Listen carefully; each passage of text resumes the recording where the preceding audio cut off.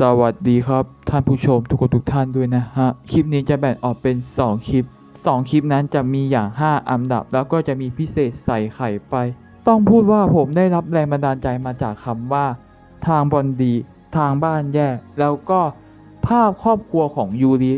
ขออนุญาตอธิบายเล็กน้อยนะฮะคำว่าทางบอลดีทางบ้านแย่เนี่ยเคยได้ยินมาเมื่อนานมาแล้วมันจะอารมณ์ประมาณว่าเล่นฟุตบอลเก่งแต่ที่บ้านไม่ได้เห็นอยากให้เป็นนักฟุตบอลหรือไม่มีสตาร์สนับสนุนให้เป็นนักบอลส่วนครอบครัวของยูริเนี่ยตอนที่ผมนั่งคิดอยู่เนี่ยผมก็จินตนาการภาพครอบครัวของยูริพ่อก็ไม่อยู่แถมพ่อนั้นก็กลายเป็นตัวร้ายแม่ก็เคยกลายเป็นเดซาโทเรียนแถมก็ยังหลอกตัวเองยูริก็สูญเสียพูดอย่างโคโลนแถมก็แปลงร่างไม่ได้นี่คือองค์ประกอบที่ทำให้เกิดในคลิปนี้นะฮะโอเคเรามาตั้งชื่อคลิปนี้กันดีกว่าครับผมท่านผู้ชมตอนผมตัดต่อเนี่ยผมความรู้สึกว่ามันยังไม่โดนใจผมสักเท่าไหร่แบบเรื่องการตั้งชื่อผมขอเปลี่ยนมาเป็น10 พีเคียวที่ต่อสู้กับคนภายในครอบครัวนะฮะส่วนตัวอย่างผมก็น่าจะใช้ไฟเก่านะคลิปนี้มันจะเป็นประมาณว่าพีเคียวหรือคนภายในครอบครัวเนี่ยมีปัญหากับพีเคียวหรือพีเคียวท่านนั้นมีปัญหากับคนภายในครอบครัวไม่ว่าจะเป็นพ่อแม่พี่น้องเพื่อนขอนับแฟนไปด้วยนะฮะถ้าให้ยกตัวอย่างก็อย่างที่ผมกล่าวไปข้างต้นนั่นก็คือยูริกับพ่อแล้วก็น้องสาวอย่างดาร์คพีเคียวคานาตะกับโทวะแล้วก็โทวะกับดิสเปียด้วยนะฮะของคานาตะกับโทวะเนี่ยอันนี้ผมมีความรู้สึกว่ามันค่อนข้างจะเป็นอีก1เคสพิเศษนะเพราะว่าโทวะเหมือนเธอโดนล้างสมองบูกับควีนมิลาดหรือเคียวมิลาดในชื่อสมัยแต่ก่อนโนโนกะหรือเคียวเกรสกับดารุยเซนนะฮะโอเคเราไปดูคลิปกันดีกว่าครับผม let's go 1. เคียวเอทแล้วก็ท่านนายหญิงเรจิน่ากับคิงจิโคจูกับเรื่องความเห็นแก่ตัวหรือความรักในครอบครัวเรื่องราวที่สุดแสนจะพิสดารอย่างกับสุนทรภู่ขี่ฮอนด้าแล้วก็ฟีโน่ไอสัตว์มึงช่วยจริงจังทีดิพูดเพราะเหรอเรื่องราวของอากูรีนั้นเริ่มต้นเมื่อพระราชาของอาณาจักรทัมที่ไม่ใช่โดนัลด์ทัมเล่นได้ไหมวะเฮียกูจะเสี่ยงบินไหมวะที่กำลังจะสูญเสียเจ้าหญิงแอนหรือเจ้าหญิงอังไปที่ทรงล้มป่วยจากอาการที่มิทราบด้วยความต้องการจะปกป้องชีวิตของลูกสาวทำให้พระราชานั้นท่านทรงไปเอาEternal Golden Crown มาเพื่อจะรักษาในตัวของเจ้าหญิงอันและหลังจากที่เจ้าหญิงอันนั้นหรือเจ้าหญิงแอนกลับมาเป็นปกติอีกครั้งเหมือนว่าพระราชานั้นท่านจะทรงลือไปหนึ่งอย่างหรือรู้ทั้งรู้แต่ก็อย่าทำนั่นก็คือ Eternal Golden Crown นั้นมันผนึกจิโคจูเอาไว้และพอไม่มี Eternal Golden Crown จิโคจูมันก็ได้หลุดออกมาแล้วก็ได้เข้าไปฟิวชั่นกับพระราชาจนกลายเป็นคิงจิโคจู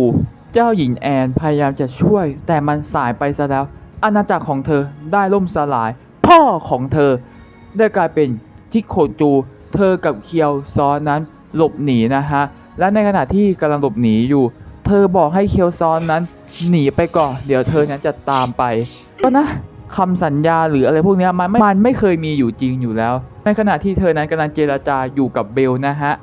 ไอ้แก่เบลหรือโอแมนเบลก็ได้พูดว่าท่านที่สามารถฆ่าคิงจิโคจูได้แล้วก็สามารถช่วยเหลือทุกคนในอาณาจักรแต่เธอกลับไม่ทำเธอกลับปล่อยให้ทุกคนในอาณาจักรนั้นกลายเป็นจิโคจูแบบนี้น่ะเขาเรียกว่าเห็นแก่ตัวณวินาทีนั้นหัวใจของเจ้าหญิงกลายเป็นสีดำเธอกุมไปที่หัวใจของเธอและเธอนั้นก็ได้คว้าหัวใจของเธอออกมาโอ้ my god โดยที่เธอนั้นทำการหักแบ่งหัวใจของเธอออกเป็น2 ส่วนด้านที่ดีนั่นก็คืออากูริหรือเคียวเอทส่งไปอยู่กับเคียวซอที่โลกส่วนด้านที่ไม่ดีก็ทำการส่งไปอยู่กับคิงจิโคจูที่อาณาจักรทำในโดกิโดกิพีเคียวช่วงแรกตอนที่ท่านนายหญิงของผมนั้นปรากฏตัวออกมาเลจี้จับมาด้วยท่าทีที่ชวนเราหมั่นไส้และไม่ชอบหน้าแล้วเธอนะก็ไม่ได้สนใจความรู้สึกของผู้คนทำอะไรตามใจแต่พอเธอได้มาอยู่กับท่านสุดยอดผู้นำมานะเธอก็อยากจะมีเพื่อนเธอเคยขอโทษกับทุกคนกับพฤติกรรมที่เธอทำไปแต่สุดท้ายด้วยรอยัลคริสตัลสีแดงมันแปลเปลี่ยนเธอให้กลายเป็นคนโลภเลจิน่าต้องการจะครอบครองรอยัลคริสตัลทั้งหมด ถึงจะมีอยู่ช่วงหนึ่งที่ท่านนายหญิงเลจีน่านั้นกลับมาเป็นปกติ ในตอนที่ 22 เลจีน่านะก็ได้กลับเข้าสู่ดาร์กไซด์อีกครั้งด้วยการที่ถูกคิงจิโคจูอัดพลังด้านมืดเข้าไป และเธอนะกำลังจะสังหารเหล่าโดกิโดกิพีเคียวแต่เคียวเอ็ดนะฮะก็ได้บุกเข้ามาช่วยในตอนที่ 23 เคียวเอ็ดนั้นก็ได้ใช้เอชช็อตช่วยชีวิตเหล่าโดกิโดกิพีเคียวและทำให้เลจีน่านั้นพ่ายแพ้และหลังจากนั้นเป็นต้นมาเลจีน่าของเรานั้นก็ต้องไปพักฟื้นแล้วก็ในตอนที่ 45 เคียวเอ็ดนั้นก็ได้บุกมาที่อาณาจักรไทม์และท้าให้เลจีน่ามาต่อสู้ถึงเคียวเอ็ดอยากจะลบเลจีน่าให้หายไปและตัวของเลจีน่าเองก็ไม่ได้ชอบอะไรในตัวของเคียวเอ็ดแต่ทั้งสองคนก็คือเหรียญคนละด้านของความรักของเจ้าหญิงอันแต่เป็นความรักคนละแบบนั่นก็คือเคียวเอ็ดนะฮะต้องการจะปกป้องประชาชนและไม่ต้องการให้ประชาชนหรือผู้คนเป็นจิโคจูส่วนเลจีน่ารักพ่อมากกว่าสิ่งอื่นใดยอมตามคำสั่งของพ่อสุดท้ายทั้งสองคนนั้นก็ได้กลับมาคืนดีกันโอเอเลจี้ฉันขอโทษนะเลจีน่าอุ้ยเคียวเอ็ดเราก็ขอโทษเช่นกันขอโทษนะเราต้องขอบคุณท่านสุดยอดผู้นำมานะฮะที่เป็นคนกลางคอยกล่อมให้เลจีน่านั้นกลายเป็นคนดีทั้งสองคนนั้นก็ช่วยชำระล้างเหล่าจิโคจูที่บุกมาที่เมืองโคเวอร์ทาวน์แล้วก็ทำให้พระราชาอาณาจักรไทม์กลับมาเป็นปกติและไปเป็นตัวประกอบให้มานานั้นโชว์พลังกำจัดโปโตจิโคจูไปได้หลังจากจบศึกเสร็จทั้งสองคนก็กลับใช้ชีวิตตามปกติดังเดิม 2. พี่บูกับควีนมิลาดหรือเคียวมิลาดกับเรื่องต้นเหตุมาจากความรักต้นเหตุความทุกข์ระทมทั้งหมดที่เกิดขึ้นบนโลกใบนี้อาจจะเกิดมาจากผมก็ได้นะครับ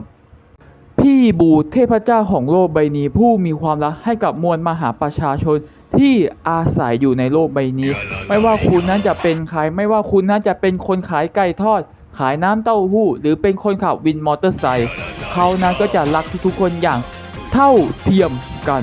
แต่มันคงใช้ไม่ได้สำหรับหญิงสาวคนหนึ่งที่พี่บูนั้นได้ลงมาจากสวนสวรรค์และใช้เวลาร่วมกันกับหญิงสาวท่านนั้นจนกระทั่งความรู้สึกที่ชื่อว่าความรักมันได้ถือกำเนิดขึ้นมาหญิงสาวคนนั้นบอกรักบูแต่พี่บูตอบปฏิเสธทำให้เธอนั้นช้ำรักและเธอนั้นก็ได้ถูกอาจารย์เลสเฮียเล่นไปเสียวๆไปไวเฮียพูดปั่นประสาทให้เกลียดแค้นแล้วก็ทำลายมันจนกระทั่งหญิงสาวคนนั้นได้กลายเป็นควีนมิลาสถ้าให้พูดเข้าใจกันง่ายๆนะฮะเรื่องราวของ Happiness Chart พี่เคียวพี่อิจฉาน้องที่บริหารบ้านเมืองออกมาได้ดีกว่าเลยเอาคนที่น้องนั้นตอบปฏิเสธให้กลายมาเป็นหุ่นเชิดคอยทำลายชีวิตของน้องหลังจากนั้นบูก็ได้ขังควีนมิลาดไว้ในกล่องแอคชั่นไม่ใช่ว่าพี่บูของเรานั้นไม่รู้สึกผิดกับเหตุการณ์ที่ขังควีนมิลาดแล้วก็ตอบปฏิเสธความรักของเธอตอนที่มาอยู่ที่กรมศุลบูสกายและได้พบกับฮีเมดาวินโดว์คิลควีนออฟเดอะบูสกายทำไมมึงไม่เขียนว่าฮีเมตั้งแต่แรกวะไอ้สัสโอเคฮีเมะแล้วก็เมกุมินะฮะโดยเฉพาะตัวละครอย่างเมกุมิที่พยายามจะมอบความรักให้แก่พี่บูพยายามจะทำให้พี่บูนั้นกลับมาเป็นคนเดิมและเมกุมินั้นก็เคยเห็นภาพตอนที่บูนั้นนั่งรูปกล่องแอชเชียนพูดง่ายๆว่าเมกุมินั้นพยายามจะเป็นที่หนึ่งในใจของพี่บูแบบนี้นี่มันลูกควีนมิลาดนี่ว่าบูทำให้ควีนมิลาดหลงรักมิลาดบอกชอบบูเราปฏิเสธเวลาผ่านไปหลายปีบูทำให้เมกุมิหลงรักไอ้เชี่ยหรือว่าจะเกิดควีนมิลาดนัมเบอร์2วะ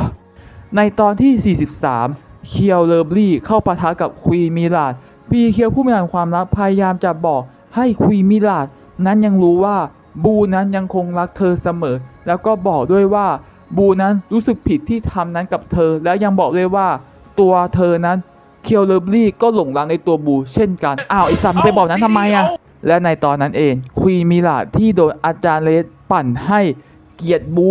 แค้นบูจนไม่ได้สติ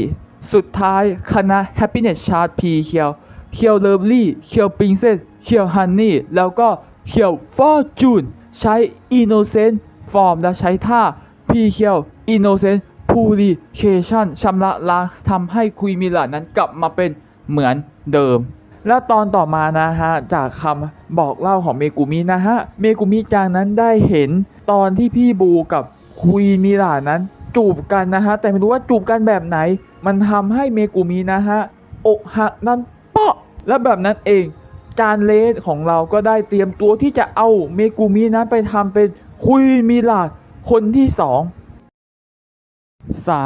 ฮานาเดระโนโนกะเคียวเกตกับ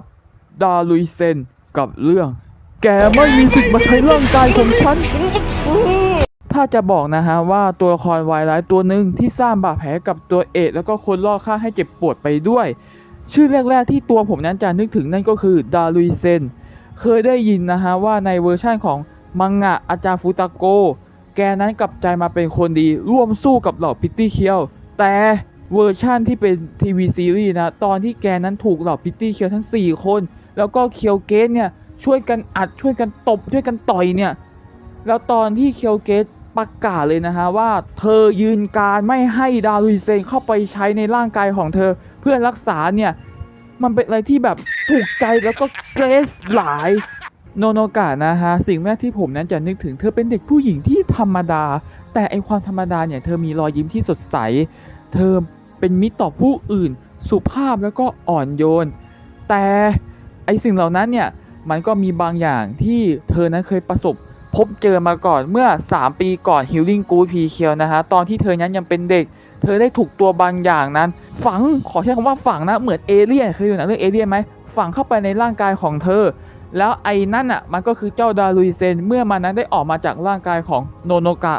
เจ้าดารุยเซนเนี่ยอย่างที่ผมพูดมันเกิดมาจากร่างกายของโนโนกะแต่นะฮะโนโนกะเนี่ยไม่รู้แล้วถ้ารู้เนี่ยก็คงไม่อยากให้มันเกิดมาอย่างแน่นอนโนโนกะน่าจะคิดในใจนะฮะว่าไอ้ซัดกูจะเอาขี้เถ้ายัดปากมึงนะแต่ตอนที่มึงอยู่ในร่างกายกูเดี๋ยวนะถ้าเอาขี้เถ้ายัดปากตอนอยู่ในร่างกายแล้วจะยัดยังไงวะอย่างตอนที่โนโนกะจิยุแล้วก็ฮินาตะนั้นเข้าไปเลือกชุดนะฮะแล้วตอนนั้นก็มีผู้คนจำนวนมากเข้ามามันทำให้เกิดเหมือนแบบปลากระป๋องท่านผู้ชมอ่ะมันทำให้โนโนกะนั้นมีอาการมึนแล้วก็ช่วงแรกของ Healing Good P เคียวจะมีอยู่ตอนนึงเธอเล่นกีฬาแต่ก็ดูเล่นไม่คล่องแล้วก็เหนื่อยง่ายแต่สิ่งเหล่านี้นะฮะช่วงหลังๆเนี่ยโนโนกะออกไปวิ่งบ่อยออกไปเล่นกับเพื่อนๆอาการเหนื่อยง่ายก็ค่อยๆหายไปร่างกายของเธอก็ค่อยๆดีขึ้นและในตลอดซีรีส์นะฮะดารุยเซนแกเนี่ยต้องยอมรับว่าแกเป็นตัวร้ายที่ผมไม่พูดดีกว่าผมว่าท่านผู้ชมคงน่าจะรู้อยู่แล้วทำร้ายผู้คนเคยทำร้ายแม่ของโนโนกะดูถูกสิ่งมีชีวิตแล้วก็ที่แสบที่สุดนะผมใช้คำว่าแล้วผมไม่พูดนะก็คือการยัดเมกาพาเข้าสู่ท้องของโนโนกะทำให้โนโนกะนั้นต้องกลับไปทุกข์ทรมานอีกครั้งแต่วาระสุดท้ายของแกล่ะมันได้มาถึงแล้ว จะเป็นใครมาจากไหนกูไม่สนใจ แต่ขอให้มึงรู้ไว้เถิดว่า วาระสุดท้ายของมึง มาถึงแล้ว หลังจากที่ต่อสู้กับคิงกุไอวารุนะฮะและท่านคิงเนี่ยก็โดนท่านคิงเบลเกนเนี่ยตลบหลังกลืนกินร่างของท่านคิงกุไอวารุแล้วก็อัพร่างตอนหลังจากจบศึกคิงเบลเกนขอให้ดารุยเซนเนี่ยแป๊บนึงท่านผู้ชมถ้าผมจะใช้คำว่าขอให้ดารุยเซนเนี่ยยืนอยู่นิ่งๆและเดี๋ยวคิงเบลเกนจะกลืนกินร่างเพื่ออัพร่างได้ไหมโอเคซึ่งดารุยเซนนะฮะมันไม่ยอมมันก็ได้วิ่งหนีแต่วิ่งหนีมันก็เท่านั้นฮะแกก็รับบาดเจ็บเช้าวันต่อมาโนโนกะแล้วก็มาชิโร่นะฮะก็ได้ออกไปวิ่งด้วยกันเดี๋ยวนะมาชิโร่ไม่ใช่ราบิดลินเหรอวะอ่ะช่างมันโนโนกะแล้วก็มาชิโร่นะฮะก็ได้ไปพบกับดารุยเซนที่มาในสภาพสะบักสะบอมแต่แทนที่มันเนี่ยจะหนีหรือต่อสู้นะฮะมันขอร่างกายของโนโนกะเนี่ยยืมหน่อยมันอยากจะกลับเข้าไปในร่างกายของโนโนกะโอเคท่านผู้ชมเราลองมาเป็นโนโนกะกันดีกว่ามา1 2 3บิดาท่านเสียเหรอใครมันจะโง่ยอมเจ็บปวดเพื่อเชื้อโรควะสุดท้ายนะฮะในตอนที่42ในตอนนั้นเคียวเกตและเหล่าผองเพื่อนก็ช่วยกันอัดเจ้าดารุยเซนแล้วก็บอกว่าแกน่ะทำฉันเจ็บปวดมาตลอดแล้วยังมีหน้ามาขอใช้ร่างกายฉันเพื่อให้ฉันเจ็บปวดอีกเหรอบิดาท่านเสียเหรอสุดท้ายก็ใช้ P เคียว Final Healing Good Shower ชำระไปได้นะฮะ 4. คิราโฮชิชิเอลเคียวพ พาเฟ่กับจูเลียกับเรื่องเจ้าต้องต่อต้านไม่ใช่เข้าร่วมอนาคินเรื่องราวที่ชวนเศร้าชวนเจ็บปวดแล้วก็ในเวลาเดียวกันมันก็ชวนเหงากาลครั้งหนึ่งพูดน้องที่เคยชื่นชอบขนมหวานและเคยได้รับคำชื่นชมจากพี่สาวฝาแฝดว่าขนมที่เขาทำนั้นมันอร่อยมากๆแต่ในเวลาเดียวกันเมื่อพวกเขานั้นย้ายไปอยู่ที่ปารีสดินแดนของขนมแล้วก็ดอกไม้จากพูดน้อยที่เคยชื่นชอบขนมหวานหลังจากนั้นได้ไม่นานเขานั้นได้กลายร่างกลายเป็นซิดหล่อแห่งความมืดเป็นขุนพลที่จะทำลายล้างเหล่าขนมหวานแล้วก็คิราคิราลู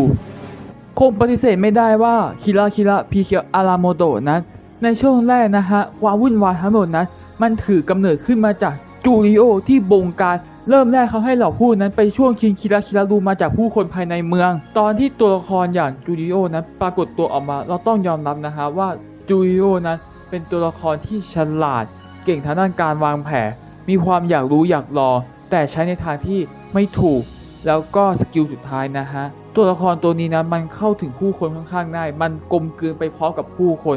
โดยที่พีเคียแห่งทัพขนมหวานก็ไม่ทันได้สังเกตอย่างตอนงานเลี้ยงของอาโออิแกก็โผล่มาแล้วก็ดึงคิราคิราลูของผู้คนนั้นไปทำเป็นอาวุธหรือ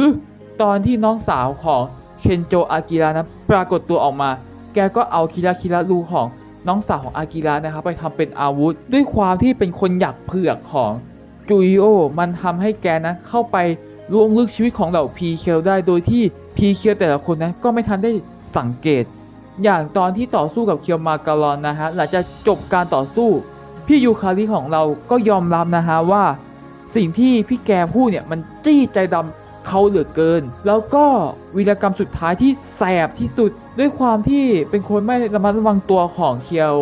วิบนะฮะหรืออิจิกะจังเธอก็ได้ถูกจูริโอนั้นขโมยคิราคิระลูทำให้เธอนั้นไม่มีคิราคิระลูและคิราคิระลูของเคียววิบนะฮะก็ถูกจูริโอนั้นไปทำอุปกรณ์ที่มีความคล้ายคลึงกับแคนดี้ล็อกแต่มันจะแตกต่างกันที่ตรงสีนะฮะในตอนที่ 22 เราก็รู้ว่าทำไมจูริโอนั้นถึงได้กลายเป็นแบบนี้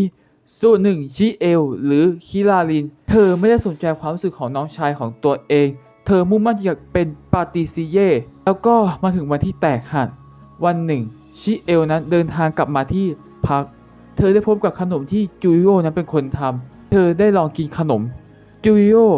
เขาขอเพียงแค่คำชมจากคิราลินหรือพี่สาวแท้ๆแต่คำตอบนั้นมันกลับไม่ได้เป็นเหมือนที่เขาคาดคิดไว้อันที่ทำบนภูเขาอิจิกะน่ะมันอร่อยกว่านะคิระด้วยความรู้สึกที่น้อยใจไม่ได้รับการยอมรับจากพี่สาวและบวกกับตัวของจูริโอเองหรือปิคารินทำอะไรก็ดูสู้ชิเอลไม่ได้แบบนั้นเองนัวก็ได้รับรู้ถึงคิราคิระลูในใจก็ได้แปลเปลี่ยนเขาให้กลายเป็นซิดหล่อแห่งความมืดนามนั้นก็คือจูริโอเคียววิบแล้วก็คิราคิระพีเคียวนะฮะที่รับรู้ความเจ็บปวดของทั้งปิคารินแล้วก็คิราลินโดยก่อนหน้านั้นพวกเขาได้ช่วยให้ปิคารินนั้นกลับมาเป็นเหมือนเดิมแต่มันยังไม่จบง่ายๆฮะเรื่องราวมันยังเดิมต่อไปคิราลินที่รับรู้ถึงความจริงแล้วก็มีความรู้สึกว่าตนนั้นเป็นส่วนหนึ่งที่ทำให้น้องชายต้องกลายเป็นแบบนี้เธอไม่อยากเป็นแล้วปาติซิเย่แล้วก็ไม่อยากเป็นพิตตี้เคียวตาที่เธอฝันเธอถูกหนัวล่อลวงและถูกดึงคิราคิระลูออกมาสร้างโลกของตัวเองเคียววิฟแล้วก็ปิคารินร่วมมือกันช่วยให้คิราลินนั้นออกมาได้แต่พอออกมาได้นัวมันได้จ้องที่จะฆ่าชิเอลจูริโอได้เอาตัวเองเข้ามารับไว้เฮือฝากลูกเมียข้าด้วยและหลังจากการต่อสู้จูริโอที่อยู่ในร่างของพูดก็ได้นอนยาวเป็นผักจนถึงตอนที่ 39ในตอนนั้นเขาปรากฏตัวออกมาด้วยการยืมพลังของลูมิแอร์ออกมาปกป้องเหล่าพีเคียวแล้วก็ปกป้องพี่สาวของเขา 5. คานาตะกับทวายไลท์หรือเคียวสกาเลตกับเรื่องล้างสมอง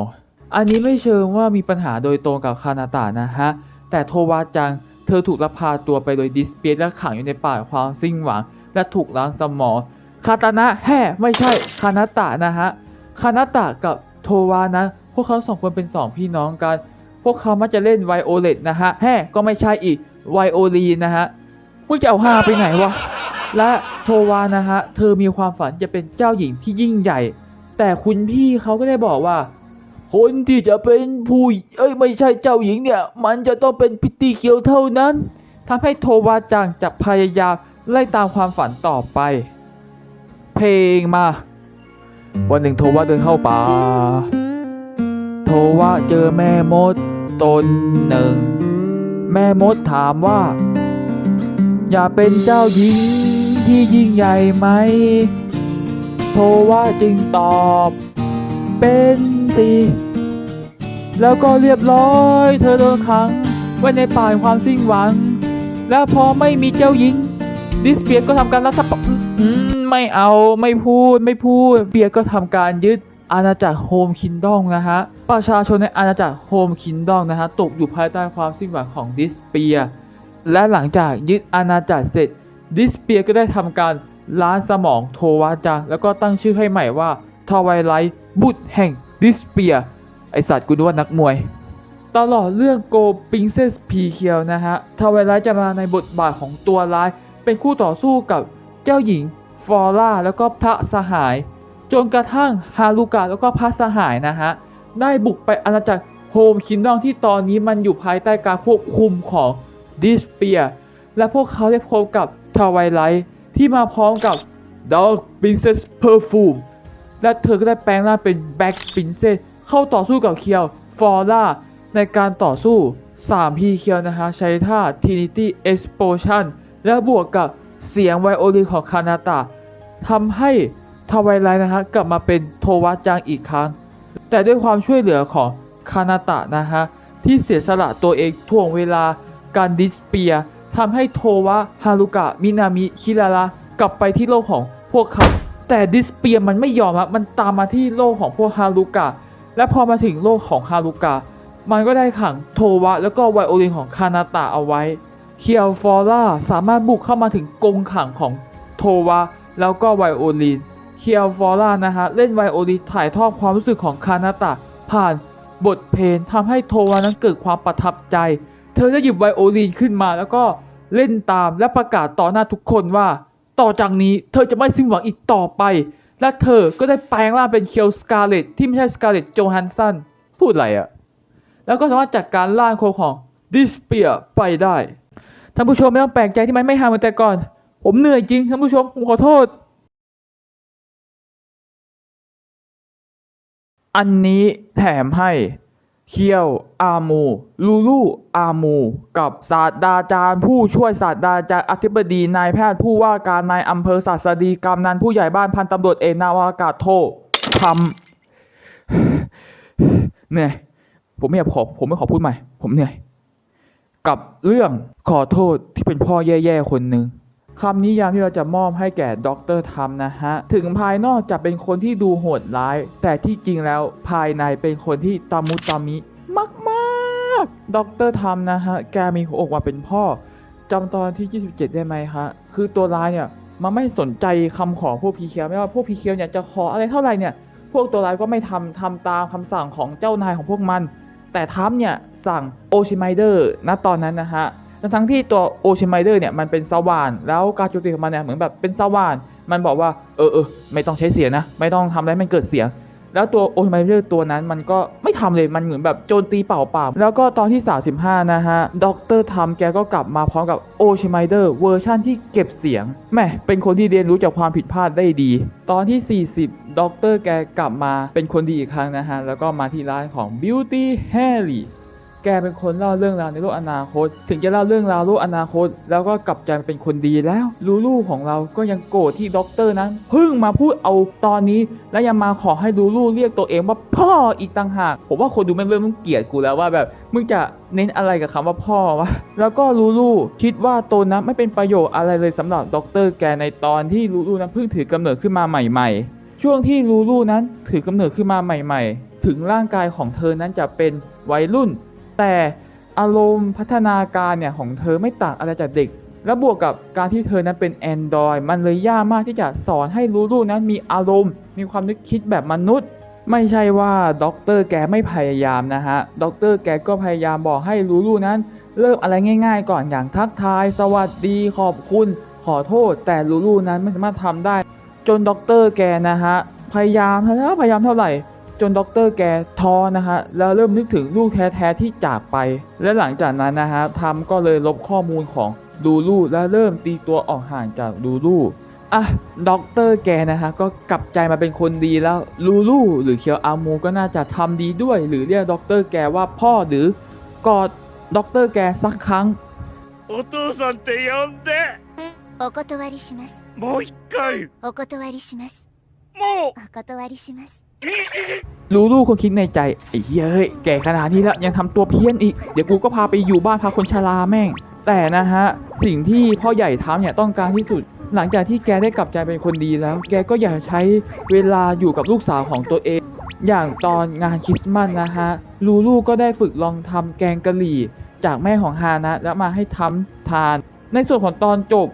ด็อกเตอร์ทำแกก็ได้สร้างหุ่นยนต์ที่มีความคล้ายคลึงกับลูลูและมอบให้แก่เอมิรุซึ่งหุ่นยนต์ตัวนี้มันสามารถเรียนรู้อารมณ์แล้วก็เติบโตไปพร้อมกับเอมิรุได้ไม่ต้องแปลกใจนะฮะที่ทำไมอันนี้มันเริ่มไม่ฮาแล้วผมเหนื่อยโอเคเจอกันใหม่คลิปหน้าฮะสวัสดีครับผม